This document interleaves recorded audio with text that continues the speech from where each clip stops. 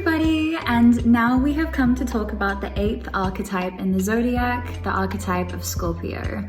Scorpio is also the second water or manifestation of the element of water.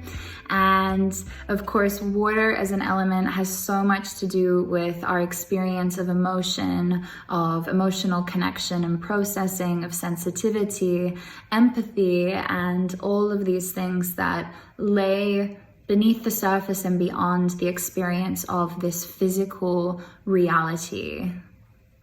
So when it comes to Scorpio, I immediately want to dive into the fact that Scorpio is an archetype that is all to do with everything that lays beneath the surface. Scorpio is like the detective, as I like to say. There is this suspicious, truth-seeking quality about Scorpio that wants to dive into the shadows, that wants to dive into everything that is secret and hidden and mysterious and taboo, and all of the parts of human psychology that have maybe been exiled or put into the shadows. So Scorpio is a very shadowy archetype. It doesn't mean that if you are a Scorpio, you're a shadowy person. We are all shadowy people. What it means is that you have a fascination for the shadow. You have an inclination towards exploring and understanding the shadow. And with that process, what is happening for Scorpio is they're drawn to the things that are hidden because they want to bring them out into the light. They want to shine light and bring them out back into the world. Scorpio has a lot to do with this desire to merge. There's this desire to always merge with something that is external to itself, to continue to expand beyond its own limitations. And so that's why with Scorpio, we find this very sexual energy, this very psychological, emotional merging that happens with Scorpio, as well as this experience of even, material and physical and spiritual, just merging on every level is a Scorpionic thing.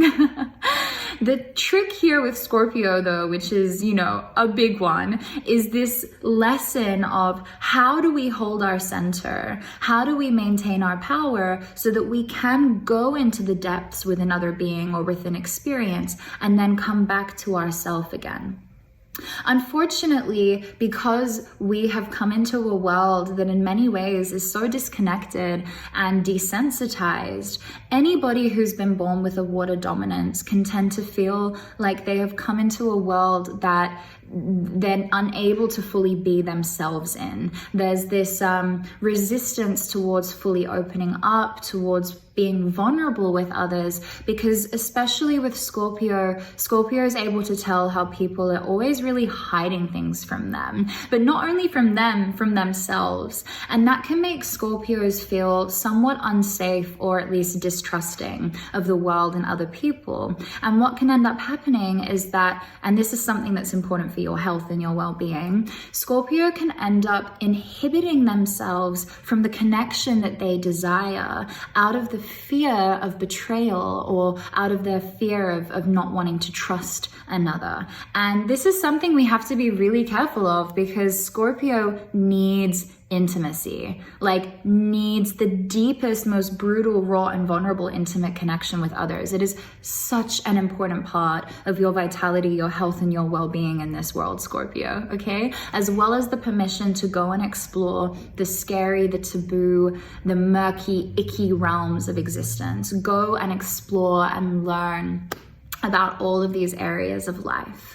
Now, when it comes to the physical body, what we're seeing here is that Scorpio is very much ruling the genitals, the reproductive system and organs, and is also ruling the elimination system. So that's this whole process of going down into the muck and bringing it back out again. So Scorpio is ruling the bowels. It's ruling the bladder and our vaginas, our penises, our uterus, our testicles, our anus, all of the rectum, all of these parts of the body are very Scorpionic.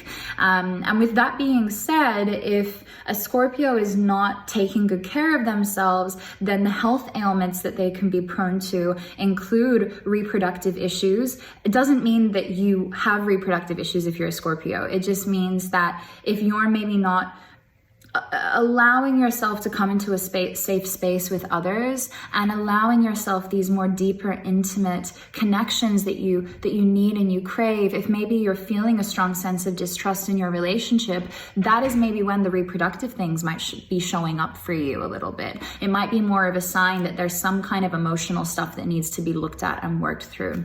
So also with Scorpio, we might find issues with the hormones.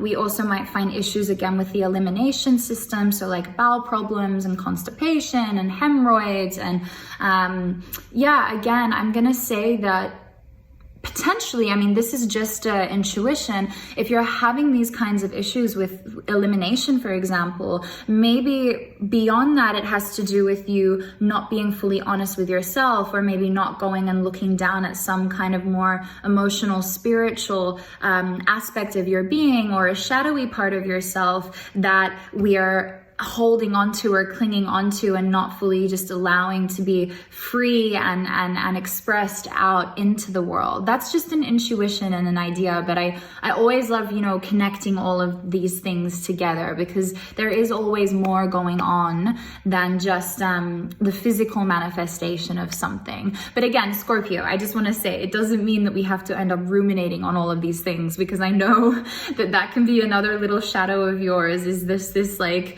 ability to just ruminate and dissect and dissect and dissect. And in that case, we want to know when enough is enough, right?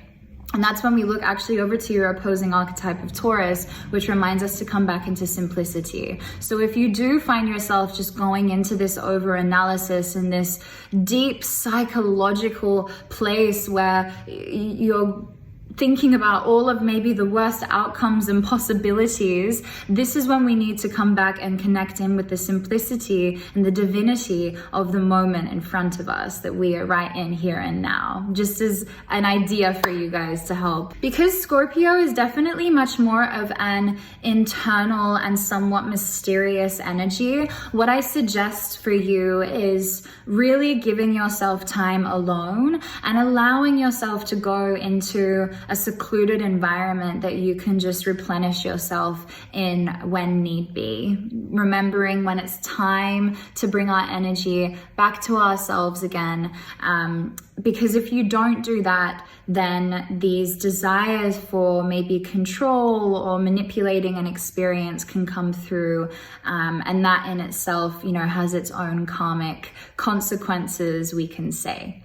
But at the end of the day, I'm not here to punish you. We're only human. We all do these things sometimes that don't necessarily create great karma for us. And that's why we're in a human body. As I like to say, if we didn't have any karma left to clear, we wouldn't still be in a human body. So enjoy. Thank you, Scorpio, for taking it deep, for the sexiness of your intensity, your penetrating gaze, and for making us feel safe to explore these shadowy and exiled parts of our being.